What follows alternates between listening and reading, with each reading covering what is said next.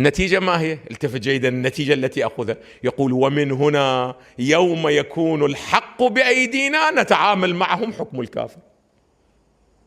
الآن لأنه السلطة والحكم مو بيدنا، فشنو نتعامل وياهم؟ شوفوا المنطق أعزائي. هذا التراث الآن وقع بيد من أعزائي؟ سابقا هذا ما كان يطلع عليه الكثير. الآن بعد أكو شيء خافي أو لا يوجد؟ لا، مطلع عليه. إذن هو يعتبر الآن أنت اللي تقول أنتم إخواننا، أنتم أبناؤنا، أنتم كأنفسنا، هذا كله يعلمه أنه هذا لأجل ماذا؟ لأجل أن السلطة والقوة والحكم ليس بأيدينا، وإلا بمجرد وصل بأيدينا ماذا نفعل؟ نجري عليكم حكم ماذا؟ حكم الكافر.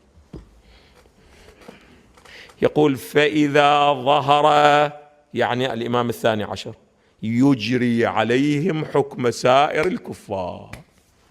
خلاص. وأنتم تعلمون يعني ظهور الإمام يعني القوة والسلطة والحكم بيد من؟ بيد من؟ بيد الشيعة. فإذا أنتم مو لأنكم تحكمون بإسلامنا والله مبانيكم العقائدية تقول هالشكل، لا، من باب أنكم الآن ضعفاء، فبمجرد أن القوة تأتي بأيديكم تجرون علينا ماذا؟